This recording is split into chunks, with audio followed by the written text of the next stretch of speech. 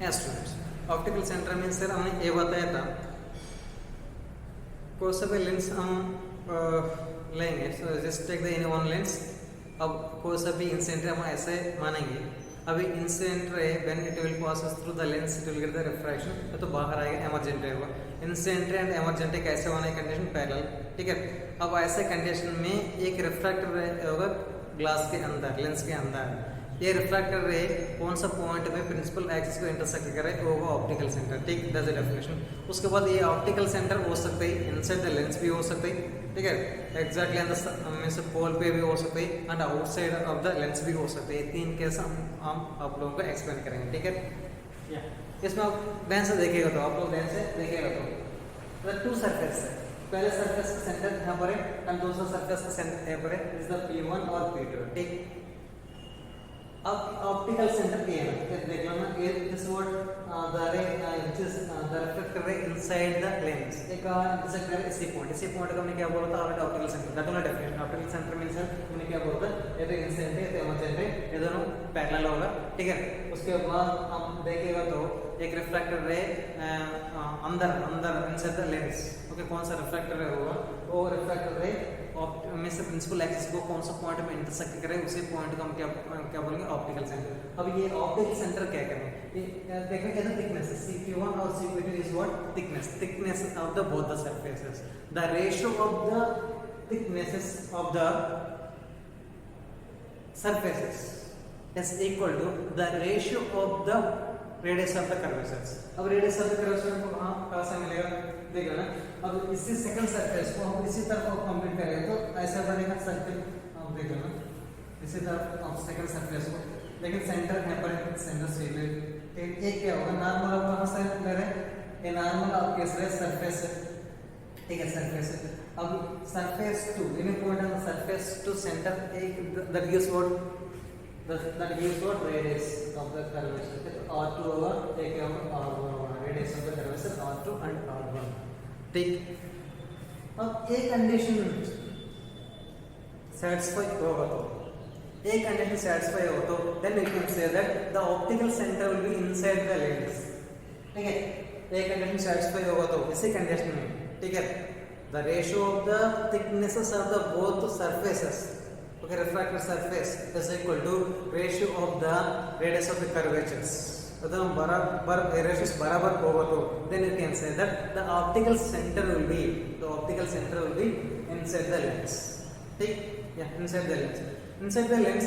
ये mid point होने के लिए जरूर नहीं है, mid point of the lens होने के लिए जरूर नहीं, लेकिन मिड पॉइंट कब हो सकता है, sir R1 is equal to R2 होगा तो R1 is equal to R2 होगा तो देन अब क्या लिख सकते हैं, R1 is equal to R2 होगा तो then CP1 upon CP2 is equal to ये कितना होगा 1 होगा, therefore CP1 is equal to CP2, ठीक है। एक केस हो इस एक केस में that means CP1 is equal to CP2, ठीक है। अगर इस radius of the curvatures both the radius of the curvatures बराबर होगा तो then only you can say that the optical center will be exactly midpoint of the lens, given lens, ठीक है। नहीं तो ऐसा नहीं है दोनों का surface radius of the curvatures अलग-अलग होगा तो it will not be on the center of the lens, लेकिन सेंटर ऑफ द लेंस नहीं होगा तो कौन सा तरफ ज्यादा कर्व होगा, कौन सा देयर टू सरफेस, दोनों सरफेस में कौन सा सरफेस का कर्वेचर ज्यादा होगा उसके नियर में होगा, तो आपने पूछ सकते हैं सर आपको कैसे पता है, सो वो लोग एक्सपेरिमेंट करके देखा था। सो एक्सपेरिमेंट में ऐसा था तो कौन सा सरफेस ज्यादा कर्व होगा तो उसके पास में ये ऑप्टिकल सेंटर होगा। व्हेन दोनों का रेडियस बराबर नहीं होगा तो रेडियस ऑफ द कर्वेचर्स बराबर नहीं होगा तो optical centre it should not be mid point of the lens, ठीक है। मिस हो सकते हैं इनसाइड द लेंस होगा लेकिन but it should not be the mid point of the optical centre. Mid point of the optical centre होने के लिए कंडीशन के दोनों का रेडियस ऑफ द कर्वेचर्स बराबर होगा तो देन हमारा इक्वेशन बनेगा CP1 is equal to CP2, ठीक, या so that is first case optical centre का डेफिनेशन हमने दिया एंड ऑप्टिकल सेंटर हमने बताया था इनसाइड द लेंस होने के लिए कंडीशन, इनसाइड द लेंस होने के लिए कंडीशन कब होगा, means the ratio of thicknesses of the surfaces of the lens is equal to ratio of the radius of the curvatures होगा, तो उसी केस में ऑप्टिकल सेंटर होगा इनसाइड द लेंस, ठीक। But it can be anywhere inside the lens on the principal axis, but mid point होने के लिए mid point of the lens होने के लिए कंडीशन क्या है, उसके लिए हम क्या मानना पड़ेगा, दोनों का रेडियस ऑफ द कर्वेचर्स बराबर होना चाहिए, दोनों का रेडियस ऑफ द कर्वेचर्स बराबर इन द सेंस है both sides the thicknesses of the surfaces refractive surfaces भी क्या होगा, बराबर होगा, उसी केस में ऑप्टिकल सेंटर होगा mid point of the lens होगा, नहीं तो नहीं होगा, ठीक। अब एक और केस सेकंड केस में बताया था कहाँ होगा, इनसाइड द लेंस, कहाँ होगा, इनसाइड द लेंस। दूसरा केस हम एक्सप्लेन करें आप लोगों का, ये तो आपको याद करना पड़ेगा। कंडीशन क्या है, Cp1 upon Cp2 is equal to R1 upon R2, ये फॉर्मूला ऐसा लिखिए, ठीक है। दोस्तों हम ऐसे ले रहे हैं plane of convex means one surface, पहले surface to be plane mirror जैसे, and second one is a convex, plane of convex, इसको हम क्या बोलेंगे, प्लेन ऑफ कॉन्वेक्स, ठीक है। तो हम प्लेन ऑफ कॉन्वेक्स लेते हैं, दिस इज द पहले सरफेस का पोल E1 प्लेन सरफेस है ना, एंड सेकंड सरफेस का P2, ठीक है। हमने एक इंसिडेंट रे ऐसे लेते हैं, इंसिडेंट रे, ठीक है, इंसिडेंट रे हमने लिया था, ठीक है। यहाँ पर एक और रिफ्रैक्ट होके ऐसे ट्रैवल करेंगे इनसाइड, थोड़ा बेंड हो जाए, ऐसे ट्रैवल करेंगे, ठीक है। अगेन यहाँ पर आगे क्या आएगा, बाहर आ जाएगा, ठीक है। कंडीशन क्या हुआ था ऑप्टिकल सेंटर के लिए, इंसिडेंट एंड एमर्जेंट कैसे वन से पैरेलल आया था, एक कंडीशन सैटिस्फाई होने का तब कौन सा रे देखना पड़ेगा, रिफ्रैक्टर रे कहाँ, inside the lens, inside the lens आप देखेंगे दिस व्हाट रिफ्रैक्टर रे। अब ये रिफ्रैक्टर रे प्रिंसिपल एक्सिस को कहाँ इंटरसेक्ट कर रहे हैं, exactly at P, that is a pole पर, क्या P पर इंटरसेक्ट कर रहे हैं। अब क्यों इंटरसेक्ट कर रहे हैं हम देखेंगे। कंडीशन क्या होता है, Cp1 upon Cp2 is equal to R1 upon R2 in a formula, R1 upon R2 is the formula, here Cp1 upon Cp2 is equal to R1 में से पहले प्लेन का रेडियस ऑफ द कर्वेचर, तो पक्का plane हो तो आप sphere कैसे बन पाएगा, आप देखिए ना, ये तो ऐसे मेरा हम करेंगे तो ऐसे होगा ना, ठीक है। ऐसे कर्वेचर नहीं होगा तो it is not possible to form the spherical shape में नहीं आ पाएंगे, तो रेडियस ऑफ द कर्वेचर कितना मानना पड़ेगा, नॉट डिफाइंड विद इनफिनिटी, क्या मानेंगे, प्लेन के लिए प्लेन मिरर बोलेंगे तो प्लेन, अब देयर आर टू सरफेसेस है ना, एक तो कर्व्ड सरफेस है, दूसरा प्लेन सरफेस है, प्लेन सरफेस के हमेशा रेडियस ऑफ द कर्वेचर कितना मानना पड़ेगा, infinity, not defined means infinity मानेंगे, ठीक, infinity upon R2, second surface पे रेडियस ऑफ द कर्वेचर कितना होगा, R2, ठीक, ओके। अब ये इनफिनिटी अपॉन R2, अब ऐसे भी लिख सकते हैं ये Cp2, ऐसे रेसिप्रोकल में लिख सकते Cp2 upon Cp1 is equal to R2 upon infinity। अब कोई सी वैल्यू को इनफिनिटी से डिवाइड करेंगे तो कोई सा infinity is not different and 1 upon infinity कितना होगा, 0, ठीक है। 1 upon infinity कोई सा भी वैल्यू को इनफिनिटी से डिवाइड करें तो ये आंसर कितना है, 0 आएगा। Therefore Cp2 upon Cp1 is equal to 0, therefore Cp2 is equal to 0, Cp2 is equal to 0, क्या आएगा, Cp2 is equal to 0। एक केस में, इसी केस में अब देखना Cp2 is equal to 0, Cp2 is equal to 0, इसी केस में आपको मिलेगा ऑप्टिकल सेंटर कहाँ पे, ऑप्टिकल सेंटर कब, Cp2 0 मींस कहाँ है, ये तो C है ना, देखना C एंड P2 भी A, दोनों सेम जगह में, इसी वो सबको क्या था, Cp2 is equal to 0, Cp2 is equal to 0, Cp2 is equal to 0 means optical centre और pole of the second surface, दोनों एक ही जगह में एक ही पॉइंट पे, एक ही पॉइंट इसी वर्षन को है CPD is equal to 0, CPD is equal to 0 में से कोई डिस्टेंस नहीं बनेगा। ओके, सो दोनों सेम पॉइंट पे होगा। ऑप्टिकल सेंटर है, क्यों ऑप्टिकल सेंटर हमने बताया इंसिडेंट एंड इमर्जेंट पैरेलल हो तो रिफ्लेक्टर है कहां प्रिंसिपल एक्सिस पे इंटरसेक्ट करेंगे, उसी पॉइंट को हम क्या बोलेंगे ऑप्टिकल सेंटर। ये क्या होगा ऑप्टिकल सेंटर, ठीक, ऑप्टिकल सेंटर, ठीक, ये तो ऑप्टिकल सेंटर। एंड ये भी हम मानेंगे पोल, ठीक है, ये भी पोल होगा सेकंड सरफेस वाला जिससे पोल P2 होगा। अब ऑप्टिकल सेंटर एंड P2 दोनों एक ही जगह। अब इसी फॉर्मूला से आप अप्लाई करें तो CP1 को CP2 R1/R2, पहले सरफेस का कोई कर्व नहीं हो तो radius of the curve infinity होगा, नीचे वाला। अब इसको रेसिप्रोकल करें तो CP1 R2/इनफिनिटी, कोई से भी वैल्यू को इनफिनिटी से डिवाइड करें तो आंसर कितना आएगा 0। CP2/C1 CP1 उधर जाएगा तो CP2 is equal to 0। CP2 is equal to 0 in the sense है अब ऑप्टिकल सेंटर कहाँ पे, ऑप्टिकल सेंटर होगा pole of the second surface, pole of the second surface that only equal, इसको हम बोलेंगे ऑप्टिकल सेंटर। ऑप्टिकल सेंटर और पोल दोनों एक ही पॉइंट पे होगा, ठीक। द सेकंड केस है, अब हमने कॉन्वेक्स के लिए अप्लाई करा, आपको कॉनकेव के लिए आप अप्लाई कर सकते हैं। आप देखना आपको किताब में दोनों दिया होगा, हम केवल कॉन्वेक्स के लिए हम एक्सप्लेन कर रहे हैं। अब देख सकते हैं कॉनकेव के भी ये होगा, कॉनकेव के भी ये होगा, अब देखिए इसका ये होगा, ठीक। एंड आखिरी केस है, आखिरी केस में means the optical centre will B outside of the lens. अभी तक हमने देखे थे एक पहले केस में इनसाइड था एंड दूसरे केस में कहा था पोल में था एंड तीसरे केस में it will be outside the lens. ये क्यों आउटसाइड द लेंस हम देखेंगे, why it is outside the lens. Concave convex, आपको ऐसे भी ले सकते हैं कॉनकेव कॉन्वेक्स में, तो कॉन्वेक्स कॉनकेव ले सकते हैं, it is any combination of होगा। हमने ले तो कॉनकेव कॉन्वेक्स, नहीं तो कॉन्वेक्स और कॉनकेव भी आप ले सकते हैं, दोनों आपको किताब में दिया था, हम एक एक्सप्लेन करें, ठीक है। Concave convex, this is concave, ठीक है। हम एक और कॉम्बिनेशन है तो कॉन्वेक्स, विजुअल कॉन्वेक्स,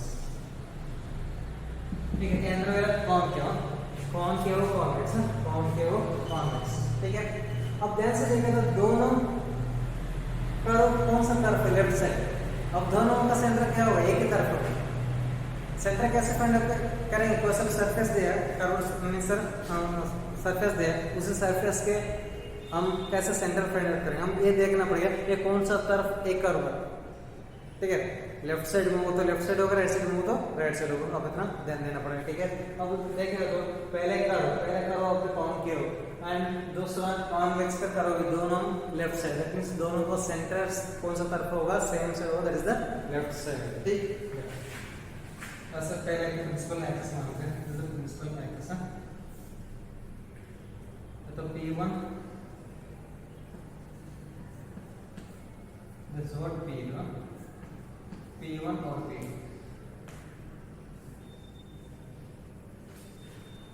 ठीक है। हाँ सब एक इंसिडेंट हो जाएगा,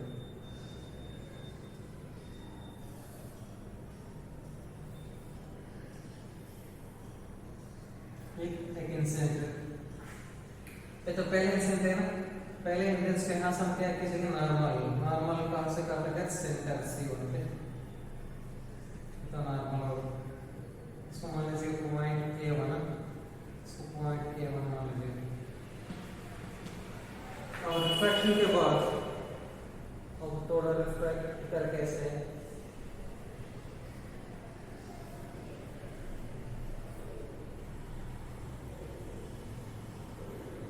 यहाँ पर इमर्जेंट होगा, दिस इज व्हाट इमर्जेंट है,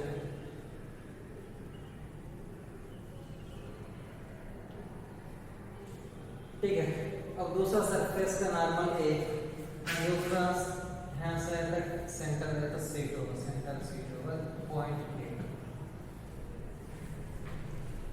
ठीक।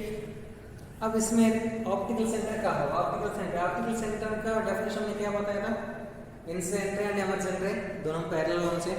पैरेलल होने के बाद इन बिटवीन एक और रिफ्रैक्टर होगा। ये रिफ्रैक्टर रे प्रिंसिपल एक्सिस को कहाँ इंटरसेक्ट कर रहे हैं वो जगह वो पॉइंट होगा ऑप्टिकल सेंटर। ये तो इंसिडेंट है, ये तो इमर्जेंट है, ये दोनों पैरेलल, ठीक है।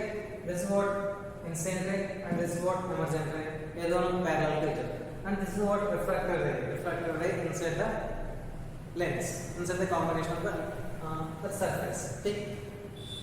अब ध्यान से देखिएगा तो ये रिफ्रैक्टर रे डायरेक्टली प्रिंसिपल एक्सिस को नहीं इंटरसेक्ट कर रहा है, प्रिंसिपल एक्सिस को डायरेक्टली इंटरसेक्ट नहीं करेगा। इंटरसेक्ट नहीं करेगा तो ऑप्टिकल सेंटर नहीं होगा क्या? ऑप्टिकल सेंटर होगा, लेकिन डायरेक्टली इंटरसेक्ट नहीं होगा। डायरेक्टली इंटरसेक्ट नहीं होगा तो हम क्या करेंगे, उसी रिफ्रैक्टर रे को क्या करना पड़ेगा, एक्सटेंड करना पड़ेगा उसी रिफ्रैक्टर रे को। अब देखना ये रिफ्रैक्टर रे, इसी रिफ्रैक्टर रे को हम क्या करेंगे, ऐसे थोड़ा एक्सटेंड करेंगे। ऐसे एक्सटेंड करेंगे तो then it will intersect the principal axis somewhere else, इसको हम बोलेंगे ऑप्टिकल सेंटर, ठीक। इसी वजह से हम बताया था पहले what is the definition of the optical centre. आपको याद होना चाहिए definition of the optical centre. Optical centre का डेफिनेशन देने के लिए आपको एक इंसिडेंट रे से इमर्जेंट रे से, इंसिडेंट एंड इमर्जेंट रे दोनों कैसे होने से पैरेलल होने से। उसके बाद इनसाइड लेंस क्या होगा, एक रिफ्रैक्टर रे होगा। ये रिफ्रैक्टर रे प्रिंसिपल एक्सिस को कहाँ इंटरसेक्ट कर रहे हैं अब देखना पड़ेगा। पहले केस में दूसरे केस में ये रिफ्रैक्टर रे प्रिंसिपल एक्सिस को सीधा सीधा इंटरसेक्ट किया, लेकिन तीसरे केस में it is not intersecting principal axis directly intersect नहीं करेगा तो हम क्या करेंगे, उसी रिफ्रैक्टर रे को थोड़ा एक्सटेंड करेंगे। थोड़ा एक्सटेंड करेगा तो कोई ना कोई पॉइंट पे वो जाके प्रिंसिपल एक्सिस को इंटरसेक्ट कर रहे हैं। प्रिंसिपल एक्सिस को इंटरसेक्ट किया लेकिन नॉट इनसाइड द लेंस। आप ध्यान से देखिएगा तो not inside the lens, outside the lens. अंदर कहाँ है, तो लेंस है ना, लेकिन ऑप्टिकल सेंटर कहाँ है? ऑप्टिकल सेंटर तो प्रिंसिपल एक्सिस में आया लेकिन it is outside the lens, it is the outside the lens, ठीक है। So you can say that optical center may be inside the lens on the pole of the lens, otherwise outside of the lens. These are three cases. कौन सा case में inside होगा means है the ratio of thicknesses of the surfaces is equal to ratios of the radius of the curvatures होगा तो inside the lens होगा। and exactly midpoint में कब होगा means है दोनों का radius of the curvatures बराबर होगा तो exactly midpoint of the lens पर होगा ऑप्टिकल सेंटर, ठीक। अब पोल पर कब होगा? पोल पर मींस है प्लेन और कॉन्वेक्स है तो प्लेन और कॉन्केव। अब ऐसे एक कॉम्बिनेशन मानेगा तो इसी केस में ऑप्टिकल सेंटर होगा पोल पे होगा, ठीक। या एंड तीसरा केस में optical centre when it will be outside the lens means आप कॉन्केव कॉन्वेक्स नहीं तो कॉन्वेक्स कॉन्केव कॉम्बिनेशन आप मानेगा तो इसी केस में आपको मिल जाएगा optical centre outside the lens. This is about the optical centre, clear. पहला हमने ऑप्टिकल सेंटर डेफिनेशन दिए, उसके बाद ये ऑप्टिकल सेंटर कहाँ मिल सकता है हम एक्सप्लेन किया था, ये क्यों मिलेगा भी हम आप लोगों को एक छोटा सा डेरिवेशन एक्सप्लेन किया था, ठीक है। उसके बाद है फोकल लेंथ एंड फोकस, ये सब कुछ आपको पता है, I am not going to explain. Focal plane भी आपको पता है, फोकल लेंथ भी आपको पता है, how study in class 10th and they don't ask in examination already how study in class 10th, ठीक। इसमें एक और इम्पोर्टेंट डेरिवेशन आप लोगों को एक्सप्लेन करेंगे, एक इम्पोर्टेंट डेरिवेशन आप लोगों को एक्सप्लेन करेंगे, that is the lens makers formula. What is that lens maker formula और एक्सप्लेन करेंगे।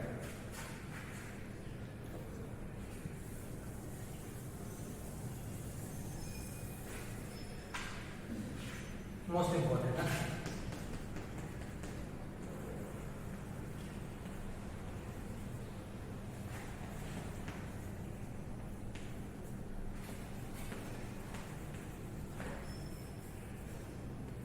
Lens makers formula.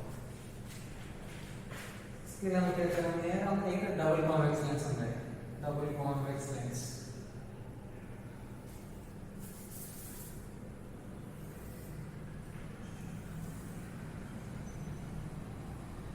Principal axis ना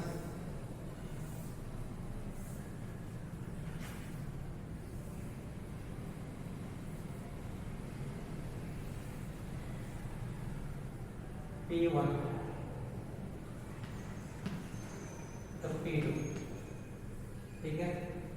अब इसको कंप्लीट करेंगे तो सेकंड सरफेस ना एवं C1 टेम्पोरल सेंटर C2, पहले सरफेस इस तरफ राइट साइड कर्व है ना, सेंटर होगा यहाँ पर C2 होगा,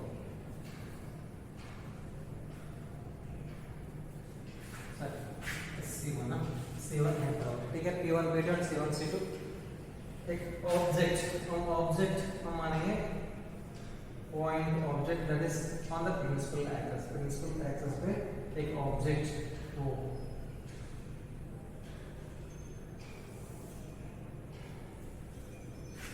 refractive index of the air and inside होगा glass का refractive index, absolute refractive index हमने हमारा N2, ठीक।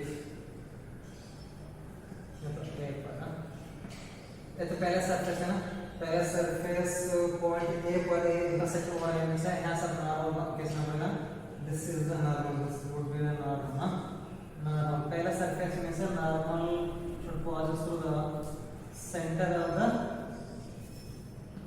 first curvature, okay,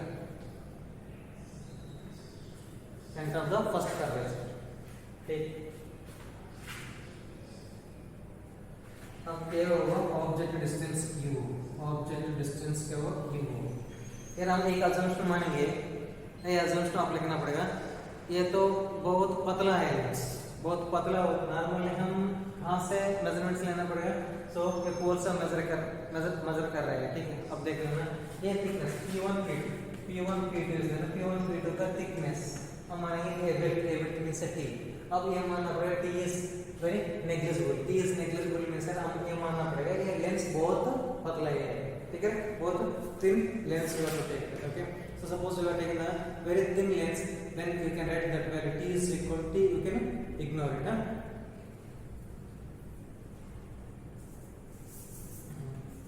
assumption thin lens, ठीक है, P1 P2 is equal to t, इसको आप क्या कर सकते हैं, इग्नोर कर सकते हैं,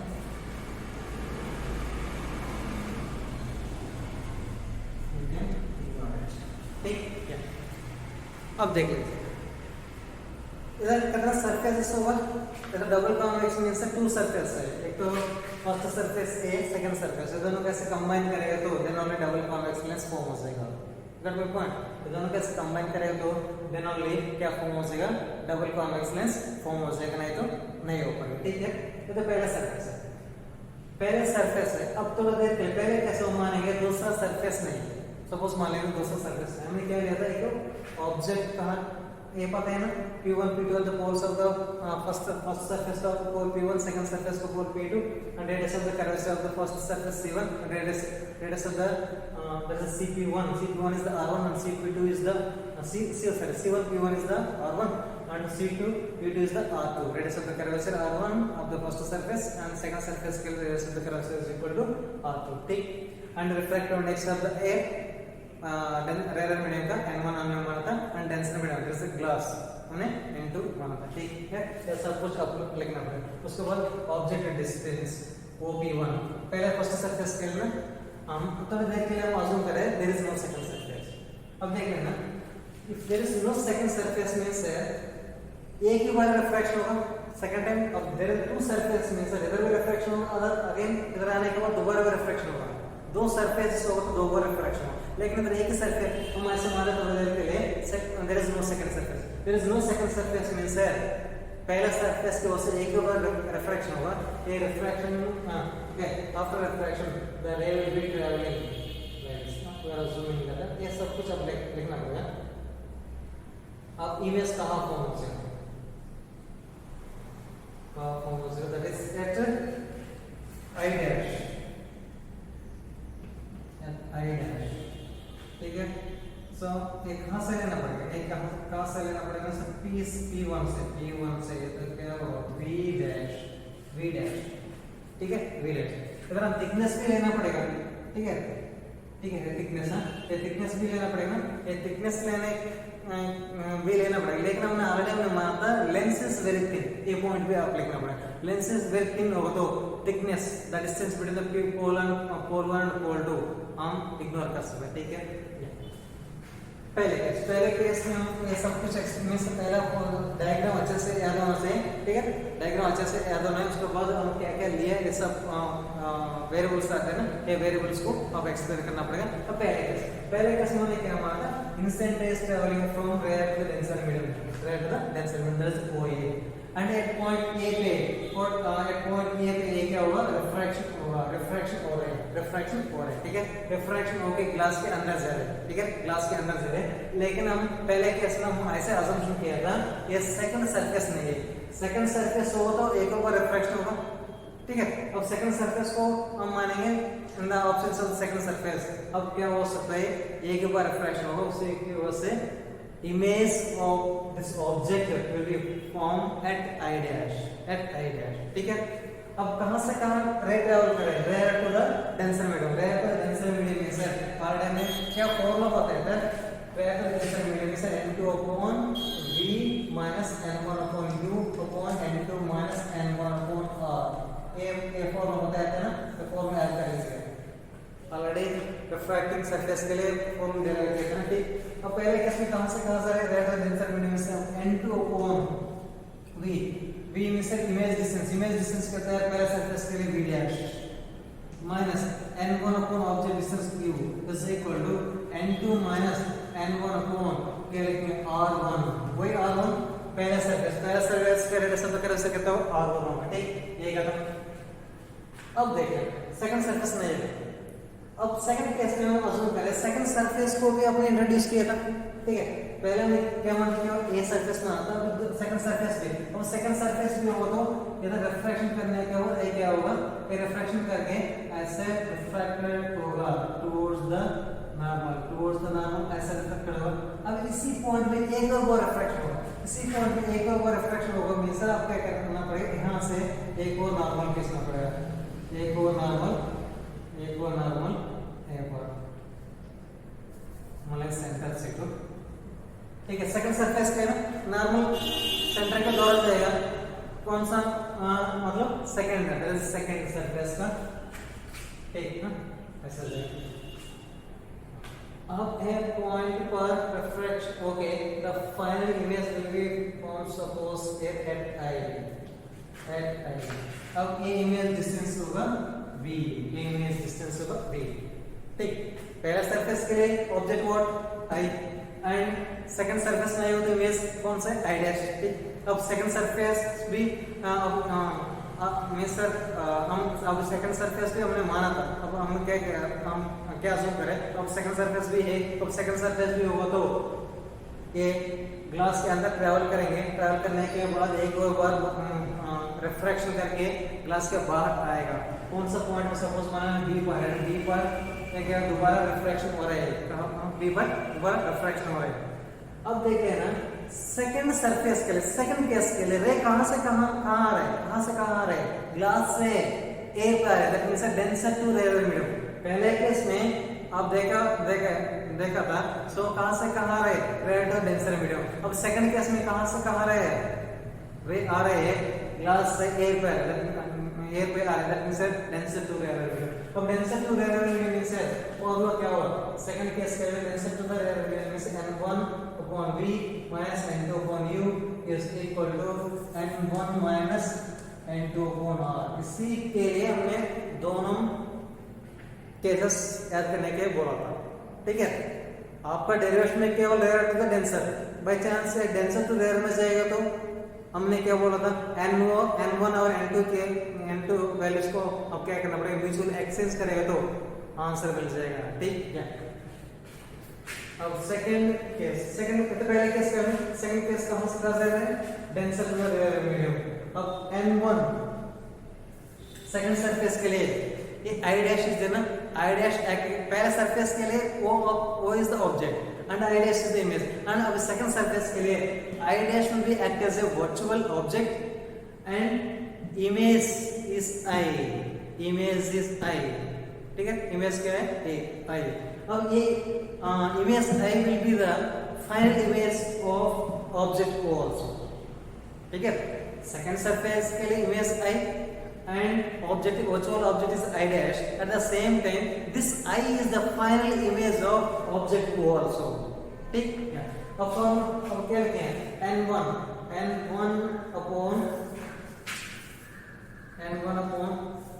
image distance, image means v only, m1 minus v minus n2 upon object distance. Second surface के लिए हमने क्या माना था, object virtual object i dash. अब i डैश का डिस्टेंस कितना है, डिस्टेंस कहां से लेना पड़ेगा, सेकंड सरफेस का ना, p2 से, that's v dash n2 upon v dash is equal to n1 minus n2 upon second surface हो तो क्या लिखेंगे r2 this is second equation, this is what second equation। अब क्या करेंगे, ये दोनों इक्वेशंस को हम ऐड करेंगे, फर्स्ट इक्वेशन और सेकंड इक्वेशन को हम ऐड करेंगे, ठीक है। हम इसको ना है फर्स्ट इक्वेशन सेकंड इक्वेशन को अब क्या करेंगे, ऐड करेंगे। अब दोनों को ऐड करें तो 1 + 2 करेंगे तो लेफ्ट साइड वाले देखिएगा ये दोनों कैंसिल हो जाएगा, plus n2 upon v dash minus n2 upon v dash, ठीक है। अब बचेगा n1 upon v minus n1 upon q left side add करने के बाद, एंड राइट साइड ये तो n2 minus n1 upon r1 ना, n2 minus n1, एक है n1 minus n2, इसमें से माइनस कॉमन लेंगे, इसमें माइनस कॉमन ले जाएगा तो n1 minus n2 upon r1 plus n2 minus n1 upon n1 minus n2 upon r2 है, ठीक। अब इसमें से n1 निकालेंगे common, n1 is the common means 1 upon v minus 1 upon q is equal to, इसमें अब कॉमन ले सकते हैं n1 minus n2, पहले प्लस लेंगे और फिर 1 upon r2 minus 1 upon r1, 1 upon r2 minus 1 upon r1।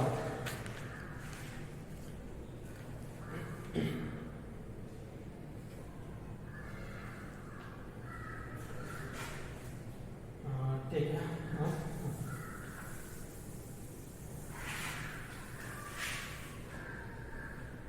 okay, from this we can divide the n1 और इक्वेशन में से डिवाइड करें तो 1 upon v minus 1 upon q ये बनेगा, यहाँ पर आएगा n1 upon n1 बनाएगा, अब n2 upon n1 तो 1 upon r2 minus 1 upon r1 क्या आएगा, 1 upon v minus 1 upon q is equal to 1 minus n2 upon n1 क्या लिख सकते हैं, रिफ्लेक्ट इंडेक्स सिंपली n के लिए सुना है, 1 upon r1 minus 1 upon r2 minus 1 upon r1।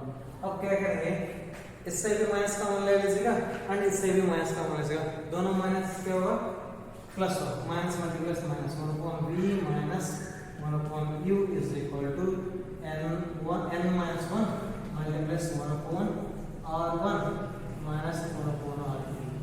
This is the Lensmaker's formula।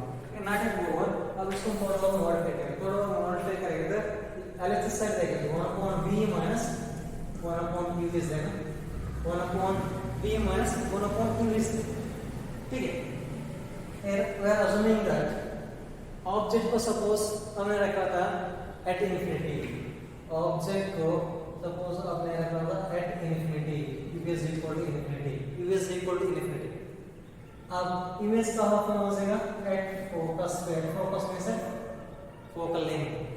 अब ये दोनों वैल्यू को रिप्लेस करेगा 1 upon f minus 1 upon u में से 1 upon infinity, 1 upon infinity तो 0, 1 upon f minus 0 लिखा होगा 1 upon f होगा, that means 1 upon v minus 1 upon u की जगह क्या लिख सकते हैं, 1 upon f भी आप लिख सकते हैं। So therefore the final formula we can get 1 upon f is equal to 1 upon f is equal to, that is n minus 1 ठीक है, ये वैल्यू इसको बराबर है ना, इसको 1 upon f को बराबर हो तो क्या लिखें 1 upon f, क्या लिखें इसमें क्या सही है 1 upon f is equal to n minus 1 multiplies 1 upon r1 minus 1 upon r। This is the Lensmaker's formula, ठीक है, this is the Lensmaker's formula। अब नोट कर लीजिएगा, हम एक और बार एक्सप्लेन करेंगे, सो टाइम थोड़ा ज़्यादा एक्सटेंड हो गया, ओके, थैंक यू।